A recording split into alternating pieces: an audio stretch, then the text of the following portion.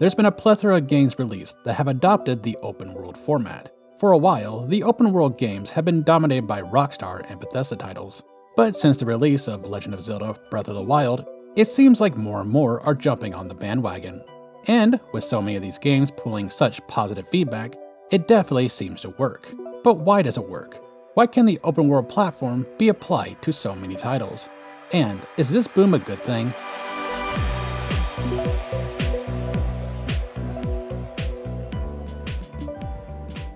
Now, I want to clarify something so it doesn't get misconstrued.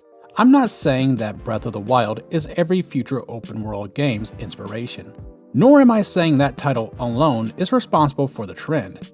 There were a number of open world games before it from different companies, and there still would have been plenty of them if it didn't exist.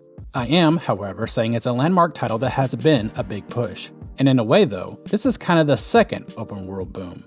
The first were a series of GTA clones that came in the mid-2000s. With some being a lot better than they had any right to be, such as Scarface The World Is Yours, Godfather, Saints Row, and even The Simpsons Hit and Run. However, that mid-2000 boom were very genre-specific. Most of them based around the motif of driving around a city, running people over, and in most cases, committing crimes aplenty. The newest open world games aren't so focused on one idea. Rather, they apply to platformers like Sonic Frontiers, monster-catching games like Pokemon Scarlet and Violet and The Legend of Arceus, and even Souls games such as Elden Ring. The genres using it are more flexible, and if we do assume that Breath of the Wild is the largest inspiration for the current trend, then it becomes surprising given how that game heavily changed the general Zelda formula. Zelda's entire gameplay familiarity has been flipped on its head, and it worked to profound success, becoming single-handedly the most sold Zelda title of all time. By selling tens of millions, proving you can ditch the familiarity and become successful, it would be unsurprising that others looked at it. It's a gamble, but one that may be worth it. And it seems that's been the case for even some of the most challenged franchises. Sonic Frontiers has become the best-sold 3D Sonic game, even outselling the previous holder of that title, Sonic Heroes, and has received excellent reviews on Steam and a collection of pretty positive user scores on Metacritic. But what's the draw? What puts the butts in the seats and the hands around the controls? Perhaps because the large planes offer a great deal of exploration and scale. It gives the player a sense of adventure. At least in theory, the maps themselves do not exist on their own. You'll notice that in many open world games, there are a number of different little things to do, ranging from regular combat to puzzles and challenges sprinkled about. If these moments that break up the traversing did not exist, the games would feel largely lifeless, or worse, boring. To further encourage taking these challenges, upgradables may be available. You may collect a series of tokens or credits to trade in for more power. Or perhaps the games pull from the more traditional RPG roots and have a simple level up system.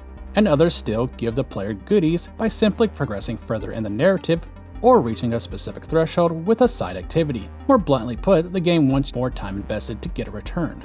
While one side of the coin for the players enjoying open world games is the excitement of adventure, the other side is actually the exact opposite, the calmness of leisure.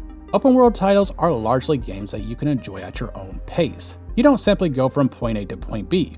You go from point A, swing by point 1, spend time at point Blue, jump around point Foxtrot, then maybe finally get to point B. To further this, there might be activities that have little to do with the main game, not just side quests or exploration. For instance, Fallout introduced other time sync possibilities beyond just fighting and killing, such as Pip-Boy minigames and settlement building, which is a favorite among a lot of fans and has evolved into a bit of a culture of its own. It's a type of game that appeals to those who do not mind investing a lot of their free time into a single title, whether they're chasing down excitement or relaxing in their virtual new home.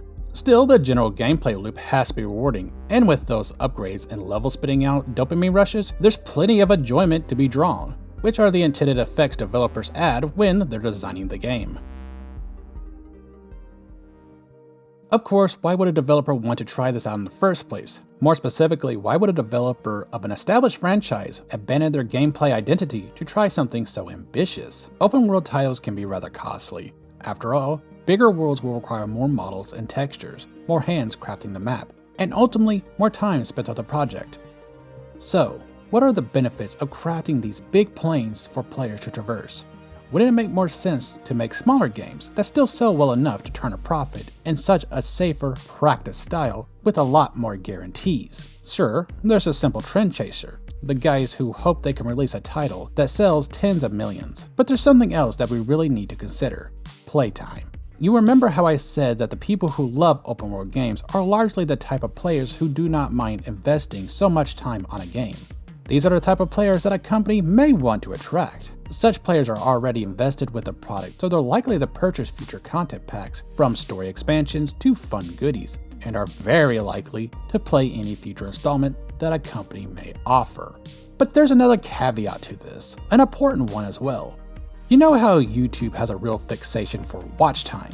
A general rule of thumb: more watch time a video gets, the more successful it's deemed. Same might be a consideration for digital subscription services. I want to put a warning here that this is more speculative than not. While I've heard chatter, I don't want to claim that this is all factual, but it does make sense. Let's look at a subscription service like Game Pass. Game Pass offers a wide variety of games you can play for a monthly fee. Among them include indie games and AAA offerings. This is a type of situation where Microsoft would have to enter negotiations with a studio to get a title on Game Pass. They need to either offer a lump sum of money so the title can come to Game Pass, or perhaps it's performance-based, offering X amount of money for hours of playtime and/or downloads. Perhaps even a combination of the two. To clarify, this is similar to how brand sponsorship negotiations work for YouTube channels. Either case, analytical information is going to be collected. Now let's say an open world game is released. Let's call it GTO's Big Adventure. I'm making up figures for this example.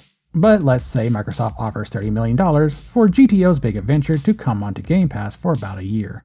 It's a guaranteed sum of money. And it turns out that GTO's Big Adventure is a popular game with over 1 million downloads. And because it's an open world game, there's a lot of padding in place, ranging from the map size, side activities, regular battles the player will engage in, and a leveling system that encourages just until I get to the next perk. What happens is, with that 1 million downloads and the padding, there's a lot of global playtime being collected by the analytics.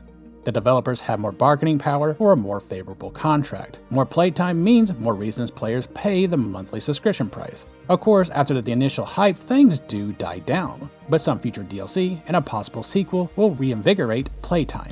So Microsoft may be talking to a 3-year-long deal worth $50 million. And if GTO's Big Adventure 2 rolls around at the end of that, the company will have an even stronger bargaining position. An indie game that is rather short, even if popular with the same 1 million download count, may have small playtime. It's the type of game that is played for a few hours over the course of some days and then dropped. While a lot of fans would consider it a tight experience that they have fond memories of, Microsoft wouldn't see it as a Game Pass mover and offer less money to keep it on their service. It just wouldn't have that playtime. This ends the speculation. Open world padding is similar to the idea of dailies in an MMO, a reason to keep the player invested for the long term. This investment is especially encouraging for any future installment or content a company may offer. It's also important from the perspective of the publisher. A publisher wants to see their money well spent, and if the game can boast long playtime, then a publisher is going to feel a lot better about it.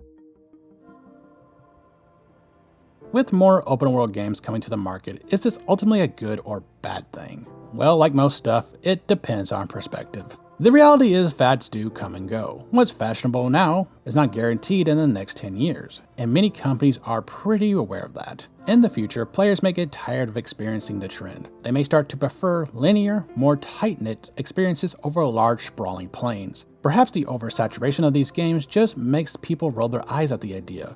Or perhaps the open world trend evolves to simply being a feature like multiplayer or customizable characters, rather than a subgenre in itself, and be viewed as an expectation rather than a noteworthy bandwagon. It's particularly hard to predict the future. What's odd today can be accepted in some years, and what's loved now may become distasteful after some time.